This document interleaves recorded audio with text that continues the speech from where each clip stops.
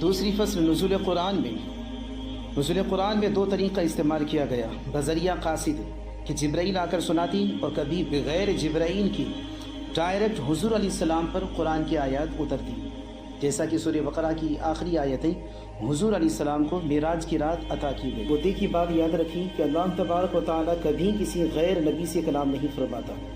دوسرا مدعا یہ ہے کہ اللہ تبارک و تعالیٰ نے نزول قرآن کے لیے جبرائیل کو کیوں پسند فرمایا، کسی انسان کو کیوں نہیں؟ تو وجہ اس کی یہ ہے کہ جبرائیل ایک فرشتہ ہے جسے رب نے نور سے پیدا فرمایا۔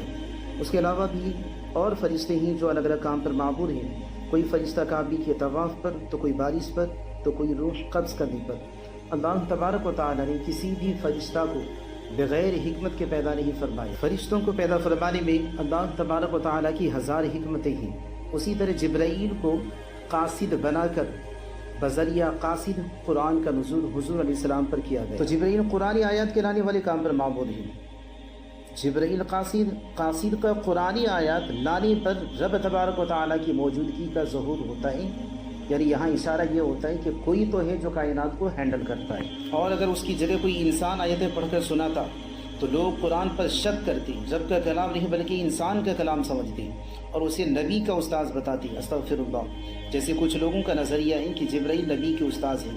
اس مدعے پر اگلی آیتوں میں بیان کی۔ اور ایک نقطے کی بات سنیں کہ اس سے پہلے اللہ تبارک و تعالیٰ نے جتنے انبیاء کرام کو صحیفے عطا فرمائے سب لکھے ہوئے عطا فرمائے گئے، اور اس کے علاوہ بھی جو تین عظیم کتابیں توریت، انجیل، زبور، یہ بھی لکھا ہوا کلام اترا اللہ تبارک و تعالیٰ کا۔ لیکن قرآن کی یہ فضیلت ہے کہ قرآن لکھا ہوا نہیں بلکہ پڑھا ہوا نازل کیا۔ لہذا قرآن پاک کا نزول دوسری آسمانی کتابوں کے نزول سے زیادہ شاندار ہے کہ وہ لکھی ہوئی آئی، یہ بولا ہوا آیا، اور لکھنے اور بولنے میں بڑا فرق ہوتا ہے، کیونکہ بولنے کی صورت میں بولنے کے طریقے سے اتنے معنی بن جاتی ہیں جو لکھنے سے حاصل نہیں ہو سکتی۔ اس سے یہ بات واضح ہوتی ہے کہ حضور علیہ السلام سے پڑھ کر قرآن کو کوئی سمجھ ہی نہیں سکتا۔